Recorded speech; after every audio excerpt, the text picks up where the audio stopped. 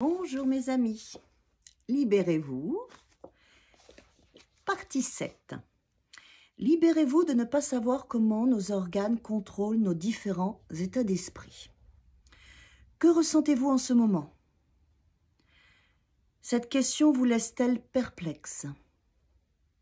Essayez d'écouter, de regarder, de sentir ou de penser avec votre ventre. Laissez-vous aller un instant. Sentez-vous de la peur, de la tristesse, de l'agitation, de la douleur, de la peine, un mélange de sensations, peut-être rien du tout? Êtes-vous gêné de ressentir quelque chose ou de ne rien ressentir? Êtes-vous gêné que je vous pose toutes ces questions alors que je suis censée donner des réponses? Quand j'étais jeune homme, je me souviens avoir dépensé une somme d'argent considérable pour des séances hebdomadaires chez une thérapeute peu ordinaire. Madame Schry. Nous progressions dans la thérapie lorsqu'elle en vint au thème des sensations. Cette fois-là, quand j'arrivais chez elle, elle me demanda de m'allonger, de vider mon esprit et de me concentrer sur ce que je ressentais. 50 minutes plus tard, le son de sa voix m'arracha à mon sommeil. La séance est terminée. Mais nous n'avons même pas parlé, me lamentai-je avec la désagréable impression de m'être fait avoir. C'est à travers l'inconscient que l'on aborde le mieux ces sensations, et c'est ce que vous venez de faire. Je ne retournerai jamais la voir, décidant que je travaillerai désormais seule sur mes sensations au fond de mon lit et que cela ne me coûterait rien. J'ai cependant tiré un enseignement de cette dernière séance avec Madame Schry. Il faut être à l'écoute de ses émotions. Et après des années de pratique, je peux maintenant dire instantanément ce que je ressens. En ce moment, par exemple, mis à part le fait que je me sens frigorifiée dans cette vieille grange soumise aux caprices féroces d'une tempête de neige celtique contre lesquelles mes nombreuses couches de vêtements et le malheureux poil fatigué par les ans ne peuvent rien, je peux dire que je ressens de la peur. D'être isolée au cœur de cette nature sauvage, humide et venteuse. Un peu de nervosité pour les mêmes raisons. Une once de tristesse pour toute la souffrance inutile due à la cruauté de l'homme, un peu de chagrin quand je pense à ceux que j'aime et qui sont loin de moi, une légère frustration de ne pas être capable de penser et d'écrire plus vite, et enfin, une envie impalpable de je ne sais quoi, probablement de me trouver dans un avion volant vers une plage de sable fin baignée de soleil.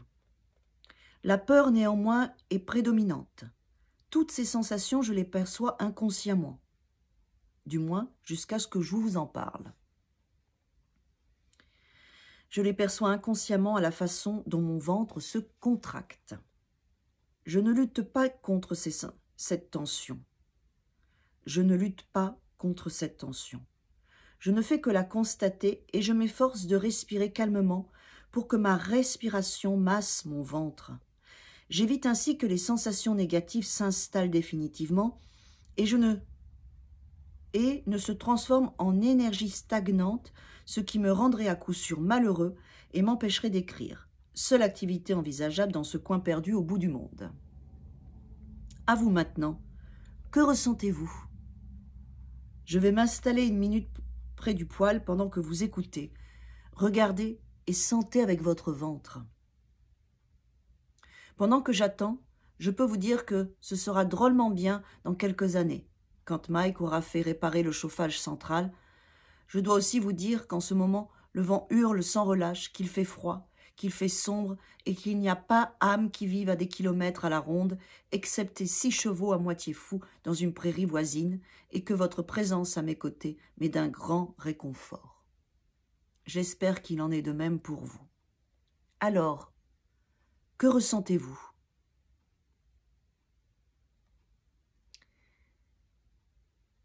Moi, je ressens qu'en ce moment, c'est compliqué, la conjoncture, et il y a dans mon ventre du stress, des peurs, des angoisses.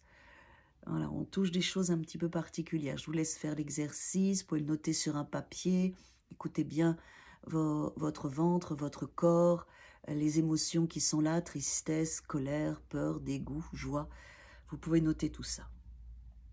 En lisant cet ouvrage, vous comprendrez assez vite que chacune de nos sensations est intimement liée à l'énergie dégagée par 5 de nos organes. Je vous invite à les mettre en commentaire d'ailleurs, si vous voulez, vos sensations. Les reins, le foie, le cœur, la rate et le pancréas, et les poumons.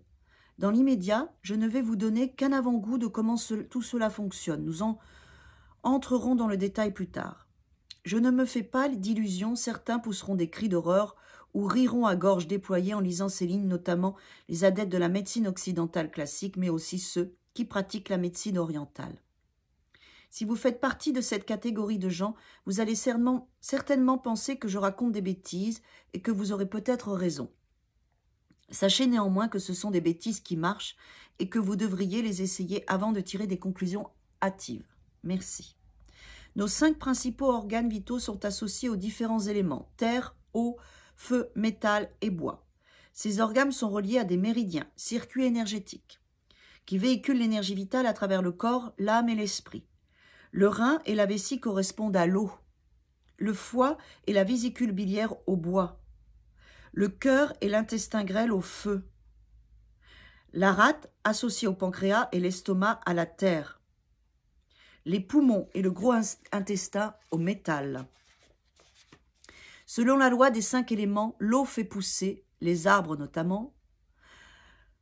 Le bois brûle pour faire du feu, le feu se calme pour faire les planètes comme la Terre, et de la surface des planètes peut être extrait le métal. Le métal fond et redevient liquide.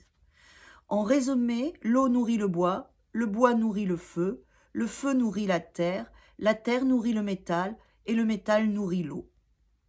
Inversement, le bois émousse le métal, l'eau éteint le feu fait fondre le métal, la terre confine l'eau, en formant des rivages et des stations balnéaires telles que Osgore, Dinard ou Acapulco par exemple.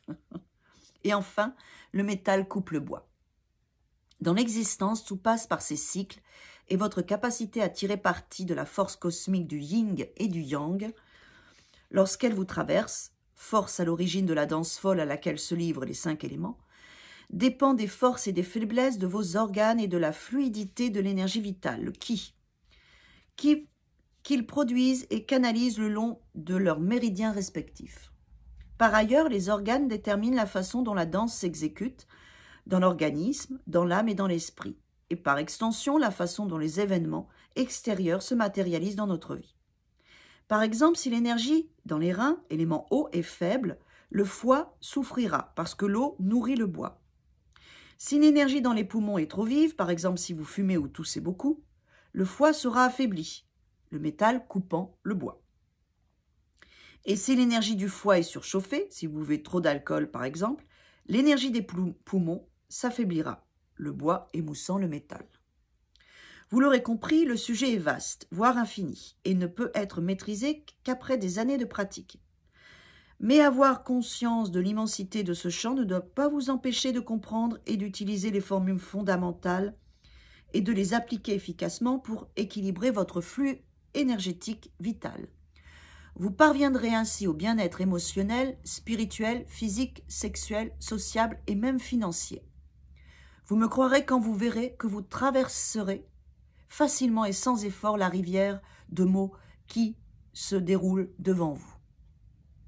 En descendant cette rivière, c'est-à-dire pour les esprits pragmatiques, en lisant cet ouvrage, vous remarquerez peut-être que les états d'esprit dont la libération passe par la stimulation de la rate ou des reins sont prépondérants. Vous trouverez peut-être cela injuste pour tous les autres organes. Le fait est que la rate et les reins sont souvent à l'origine des problèmes. Beaucoup de médecins orientaux pensent d'ailleurs que tous les problèmes peuvent être traités en ne s'occupant que de l'élément terre, c'est-à-dire l'estomac et la rate, estimant que si notre relation avec la planète est solide, nous avons une chance d'être solide à tous les niveaux. D'autres pensent que la guérison de tous les maux passe par les reins, considérant que l'eau, élément auquel les reins sont associés, est indispensable à la survie de la planète.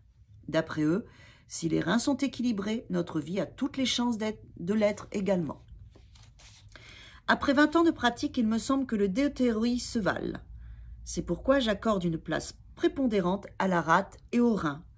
J'adresse toutefois toutes mes félicitations à votre cœur, à vos poumons et à tous vos autres organes pour le merveilleux travail qu'ils ont fourni jusqu'à présent. Et je les encourage à persévérer dans cette voie le plus longtemps possible. À présent, quelques exemples. Le sentiment de peur traduit souvent un refroidissement trop important des reins. Et si l'énergie des reins est froide et contractée, la peur ou l'anxiété surgissent. Par conséquent, si vous réchauffez vos reins, avec une bouillotte, la peur, qui après tout n'est qu'une forme d'énergie, devrait disparaître ou du moins cesser d'occuper le devant de la scène. Si tout vous énerve au point que vous avez envie de partir en guerre contre tout et tous, peu importe que vous vous retrouviez aussi seul que le premier homme sur Terre, vos reins sont probablement trop chauds et ont besoin d'être rafraîchis avant que vous ne déclenchiez la Troisième Guerre mondiale. Les reins commandent la volonté de survivre. Ils doivent donc être correctement équilibrés pour que vous puissiez utiliser cette volonté à son maximum sans porter atteinte aux autres. Ils correspondent à l'élément eau et contrôlent généralement le flot d'énergie qui entre et sort de votre vie. Colère, frustration, crise d'autoritarisme traduit généralement une surchauffe du foie, tandis que dépression et timidité sont plutôt synonymes d'un foie froid, contracté et insuffisamment irrigué. Le foie abrite la part sauvage de notre être, part qui a bien besoin, pour être satisfaite, de s'exprimer régulièrement, notamment à travers la danse, la socialisation, l'exercice physique et les échanges conviviaux. Si vous négligez d'alimenter cette part sauvage, notamment en ne pensant qu'au travail, vous allez déprimer. Le foie gère aussi votre personnalité apparente, celle qui cache le côté sauvage. Le foie détermine le degré d'introversion et d'extraversion. Quand l'énergie du foie est chaude et pleine de sang, le grandiloquence et l'autoritarisme apparaissent. Mais quand elle est froide et insuffisamment irriguée, la nonchalance et la mollesse prennent le dessus. Le foie qui correspond à l'élément bois détermine aussi la croissance et le développement personnel, de même que le degré de stagnation et d'entropie. Les sentiments d'exaltation et de grande joie traduisent une énergie cardiaque particulièrement équilibrée. Toutefois, quand on s'en fout de joie, au point de ne pouvoir s'empêcher de rire bêtement et de glousser sans cesse et sans raison apparente, au risque de passer pour un simple d'esprit, c'est que l'énergie du cœur est en surchauffe. C'est l'énergie vitale du cœur qui dessine le paysage de notre esprit et qui contrôle la vitesse de circulation des pensées. Quand l'esprit s'emballe ou que l'on souffre de folie de grandeur et d'orgueil démesuré et que l'on fait des rêves complètement fous ou troublants, cela exprime généralement une énergie cardiaque surchauffée. En revanche, si tout ce qui traverse votre esprit vous trouble ou vous rend pessimiste et que l'inconnu vous fait perdre tout courage, c'est que l'énergie de votre cœur est froide. Le cœur correspond à l'élément feu, d'où cette petite étincelle qui s'allume dans votre regard quand vous êtes amoureux.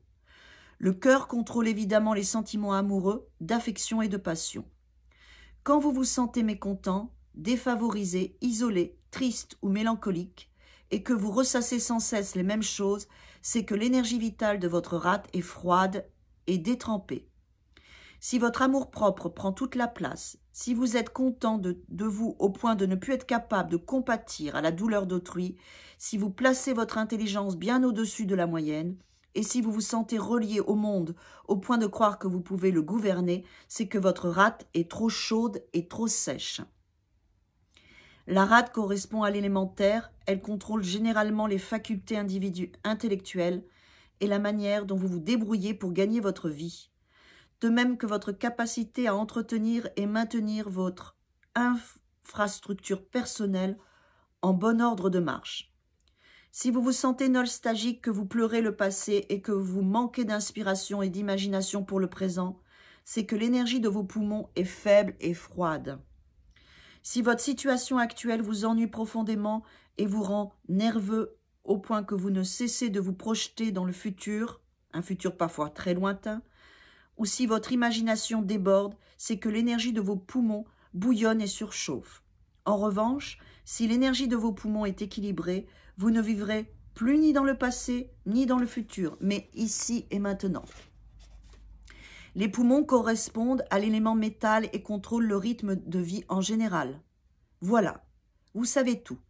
Évidemment, j'ai résumé une façon un peu simpliste, un concept complexe, mais à moins que vous aimiez les guides indigestes de médecine chinoise, je pense que vous serez d'accord pour que nous en restions là pour l'instant. L'essentiel, c'est que vous sachiez que vous pouvez dès aujourd'hui avoir une action sur votre état d'esprit, simplement en agissant sur l'énergie qui circule dans vos organes vitaux. Quelles que soient les circonstances extérieures, vous atteindrez ici l'harmonie énergétique et vous vous direz « Waouh, la vie est une sacrée belle aventure ».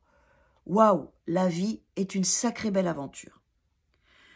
Vous libérez ainsi une masse de force vitale, énergie, autrefois prisonnière, que votre corps pourra ensuite utiliser pour renforcer votre système immunitaire et soigner toutes sortes de maux.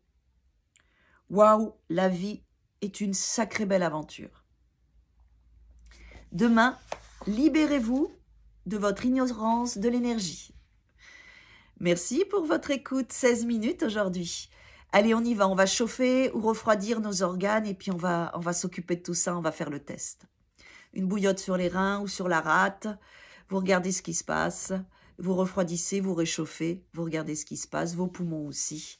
Vous réchauffez, vous refroidissez, faites-en l'expérience. À demain mes amis, merci pour votre fidélité.